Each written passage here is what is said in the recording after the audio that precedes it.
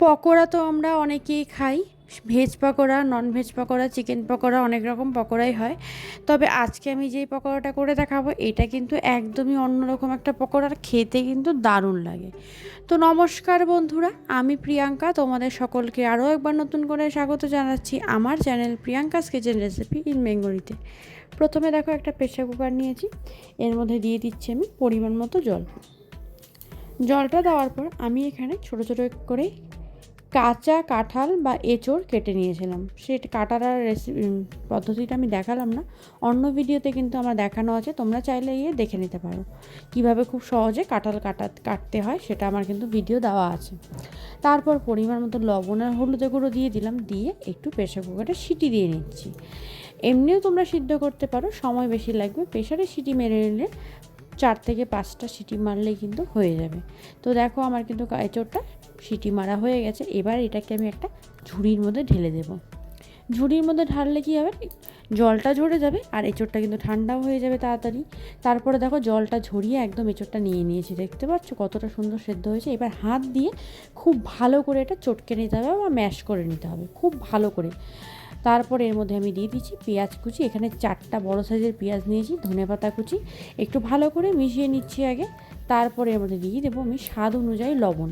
লবণটা আগে ভালো করে মাখিয়ে নিলাম, তাহলে সব জায়গায় লবণটা খুব ভালো পারফেক্টলি মিশে যাবে। এবার আমি এখানে দিয়ে দিলাম 100 গ্রাম বেসন, 100 গ্রাম কর্নফ্লাওয়ার, 100 গ্রাম চালের গুঁড়ো, 2 চামচ কাঁচা লঙ্কা বাটা, 1 চামচ হলুদের গুঁড়ো, 1 চামচ ধনে আর জিরের গুঁড়ো, 1 চামচ কাশ্মীরি লঙ্কার গুঁড়ো। এবার আর দিয়ে দিচ্ছি সুজি, এখানে সুজি আমি 50 গ্রাম নিয়েছি, তাহলে খেতে আরও একটু ক্রিস্পি হবে। তার জন্য দেখো দিয়ে দিয়েছি সুজিটা। এবার সব কিছুকে খুব ভালো করে একসাথে মাখিয়ে নিতে হবে, খুব ভালো করে মাখতে হবে। আর আমি কিন্তু একটা জিনিস একটু স্কিপ করে গেছিলাম, মানে আমি একটু ভুলে গেছিলাম, সেটা হচ্ছে দেখো আমি একটু আদা কুচি আর রসুন কুচি নিয়েছিলাম, সেটা প্রথমে দেওয়ার দরকার ছিল, আমি ভুলে গেছি, যাই হোক পরে দিয়ে দিলাম, কোনো ব্যাপার না, তোমরা প্রথমেই দিয়ে দেবে। এবার আদা কুচি আর রসুন কুচিটা নিয়ে নিলাম। এবার এটাকে খুব ভালো করে সব কিছুকে একসাথে খুব ভালো মাখতে হবে। মাখাটা কিন্তু ভীষণ ভালো করে মাখতে হবে, যতটা ভালো মাখাটা হবে ততটা ভালো কিন্তু পকোড়াটা হবে।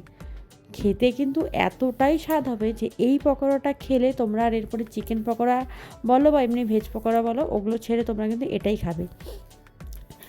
পকোড়াটা মেখে আমি 15 মিনিটের মধ্যে ঢাকা দিয়ে রেখে দিলাম। তারপর 15 মিনিট পরে দেখো কড়াই গরম করে কড়াই আমি তেল দিয়ে দিলাম।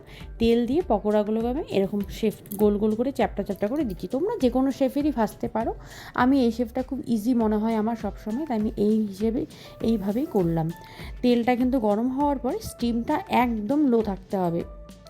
আগে ভালো করে তেলটা গরম করে নিতে হবে। তেল পুরো ভালো যখন গরম হয়ে যাবে, তারপর গ্যাসের স্টিমটা একদম লো থাকবে আর একটা একটা করে পকোড়াগুলো ছাড়তে হবে। স্টিমটা যদি হাই থাকে তখন কি হবে, পকোড়ার ওপরটা কিন্তু পুরো ভালো ফ্রাই হয়ে যাবে, ভেতরটা কাঁচা থেকে যাবে। তার জন্য স্টিমটা একদম লো রাখতে হবে। একদম যদি লো থাকে তাহলে পকোড়ার ওপরটা যেরকম ভাজা হবে, ভেতরটাও ঠিক ততটাই ভাজা হবে। তো বন্ধুরা, আমার এই রেসিপি ভিডিওটা তোমাদের যদি ভালো লাগে অবশ্যই একটা লাইক কমেন্ট শেয়ার করে দিও। নতুন বন্ধু হয়ে থাকলে চ্যানেলটা সাবস্ক্রাইব করতে কিন্তু ভুলো না, আর পাশে থাকে বেল আইকনটি প্রেস করতে ভুলবে না। পাশে থাকা বেল আইকনটি প্রেস করলে আমার চ্যানেলে যখনই নতুন কোনো আপডেট আসবে সবার প্রথমে তোমাদের মোবাইলে নোটিফিকেশন যাবে, তাই একদম ভুলবে না কিন্তু ওটা প্রেস করতে। দেখো পকোড়াগুলো দেওয়ার পর হালকা হালকা যখন এই পাশটা ব্রাউন হয়ে গেছে তখন আমি উল্টে উল্টে ওই পাশটা দিয়ে দিচ্ছি। এরকমই একদম লো স্টিমে নাড়াচাড়া করে এদিক ওদিক করে পকোড়াগুলো ভাজতে হবে। তো এই দেখো পকোড়াগুলো কিন্তু আমার পারফেক্টলি ভাজা হয়ে গেছে। এবার এই পকোড়াগুলোকে আমি তেল থেকে একটা ছানটা দিয়ে তুলে নিচ্ছি একটা প্লেটে।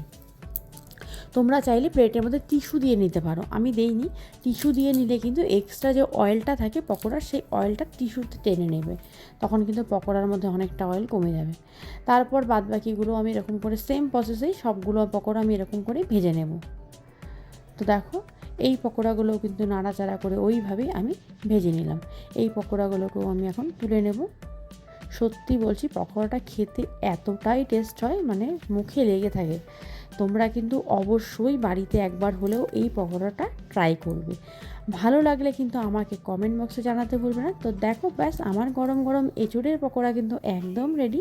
একটু সাথে যদি টমেটো সস হয় তাহলে কিন্তু পকোড়াটা আরও দারুণ লাগে খেতে। তো চলো বন্ধুরা, আমি এখন ঝটপট করে পকোড়া খাবো, তোমরা গিয়ে আমার চ্যানেলটাকে সাবস্ক্রাইব করে আসো। আজকের ভিডিওটা আমি এখানেই শেষ করছি, দেখা হবে আবার নেক্সট ভিডিওতে। ততক্ষণ সবাই সঙ্গে থেকো, ভালো থেকো, আর অবশ্যই কিন্তু বেশি বেশি করে আমার ভিডিওগুলো দেখে আমার পাশে থেকো। তো চলো বন্ধুরা, একবার ট্রাই করো, এটা বিকেলে কিন্তু স্ন্যাক্স হিসাবে দারুণ হয়, বিকেলে চায়ের সঙ্গে আড্ডাটা কিন্তু বেশ জমে যাবে। চলো বাই।